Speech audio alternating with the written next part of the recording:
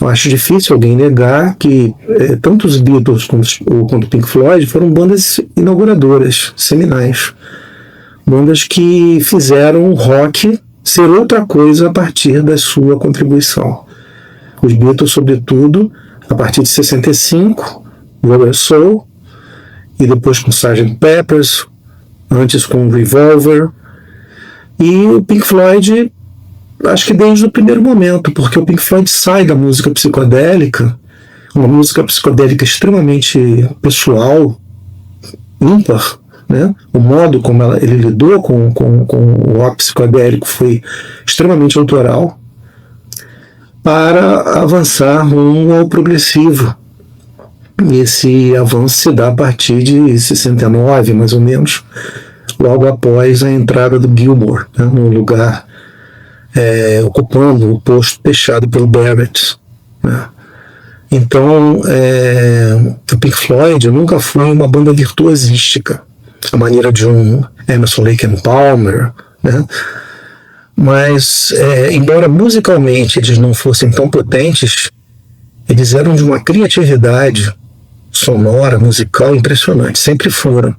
Eu estou me referindo aqui ao que a gente costuma chamar de primeiras duas fases do Pink Floyd, né? A primeira, inaugurada com The Pipe at the Gates of Dawn, em 67, e fechada depois de A Saucer of Secrets, que já é um disco de transição para o progressivo, e a segunda fase, que começa em 69, mais ou menos, com o Maguma e Atom Heart Mother, em 70, se não me engano, até Wish You Were Here, em 76, se não me engano, né?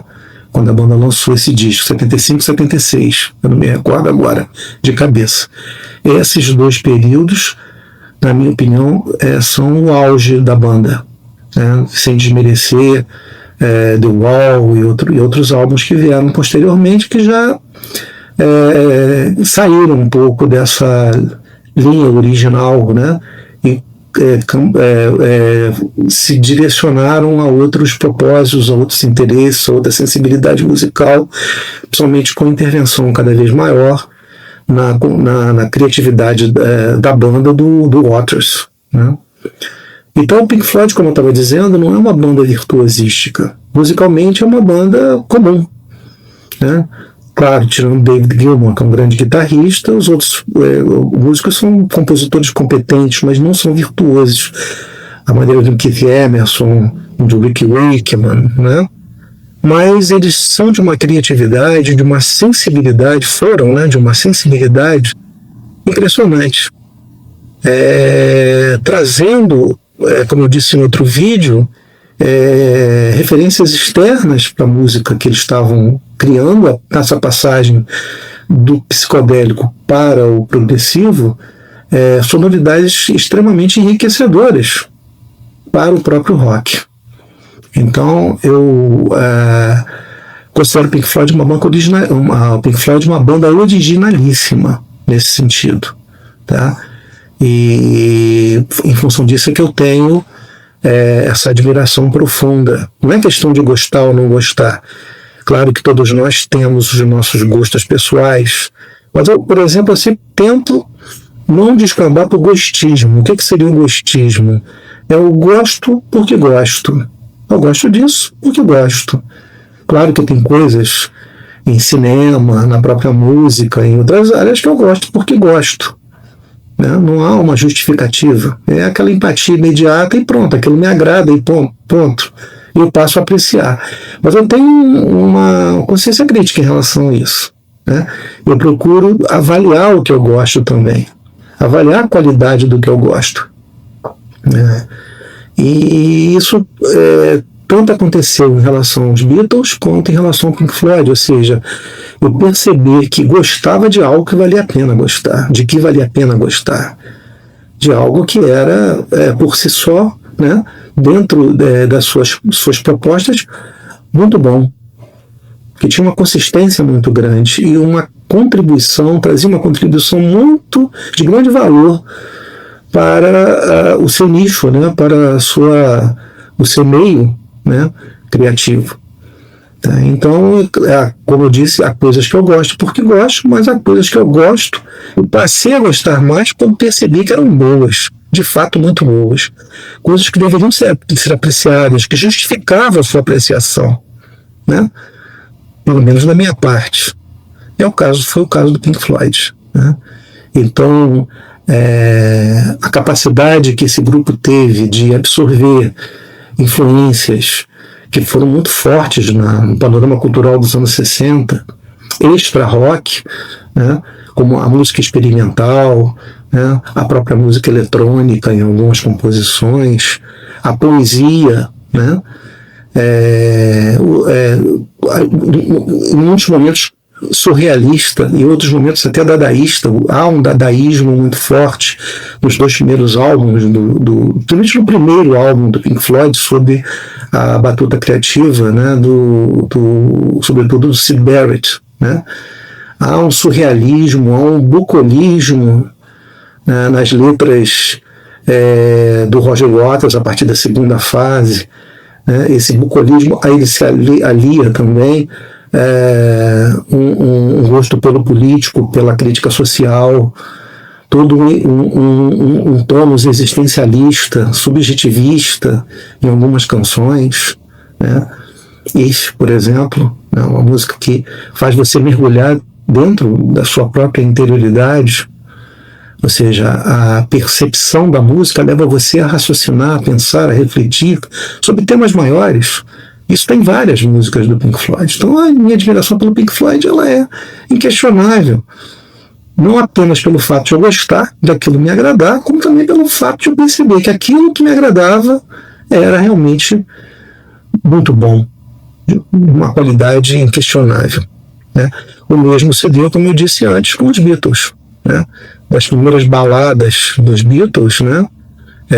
Pré-Help, né? Primeiros discos dos Beatles, antes de 64, 65, que já eram músicas muito interessantes, né?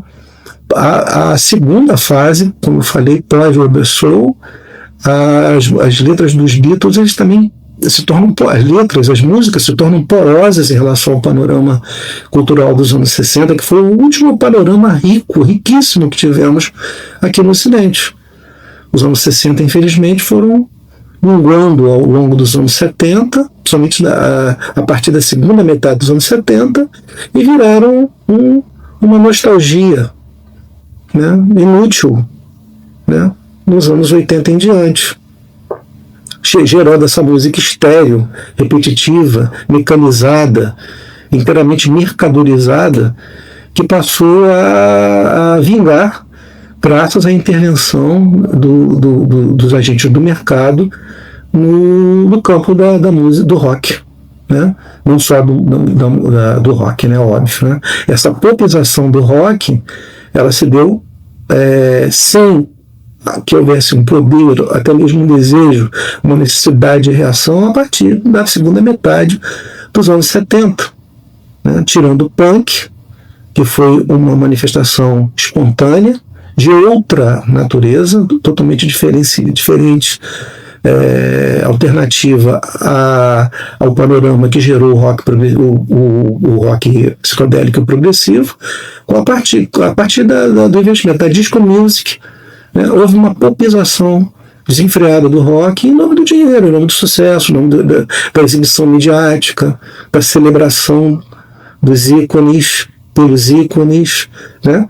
E esse empobrecimento traz tragicamente ao presente, né? Onde você tem a música padronizada, a música pasteurizada, a música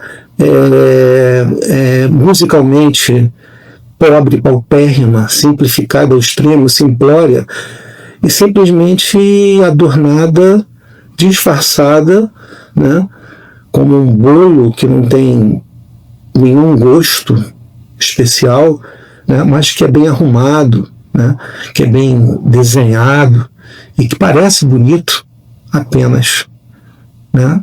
Aos olhos parece ser um bolo bonito e, portanto, gostoso, mas que não é nada disso. É apenas bonito, não tem gosto nenhum. Isso aconteceu de uma forma geral com a cultura, do final dos anos 70 para cá, e foi crescendo a partir das décadas Década de 80 foi mais ainda, com alguma resistência. Década de 90 com menos resistência, e a partir dos anos 2000 praticamente eu não vejo resistência alguma. Então vivemos essa pobreza, né? Essa experiência estética quase nula, quase que a estética no campo da música. Então ouvir Pink Floyd, ouvir Beatles e outros grupos da época, progressivos ou não, significa um refresco, significa um retorno agradável ao momento onde o homem ainda era criativo, culturalmente criativo. E dentro do rock, obviamente, isso coube também, né? Então por isso que eu gosto do Pink Floyd. E vou morrer gostando do Pink Floyd com a total convicção de que foi não só pessoalmente, foi para mim, especificamente, uma banda que marcou a minha vida, me fez descobrir muitas coisas, me abriu a cabeça, né? Me trouxe sensações que me fizeram me tornar outra pessoa, né?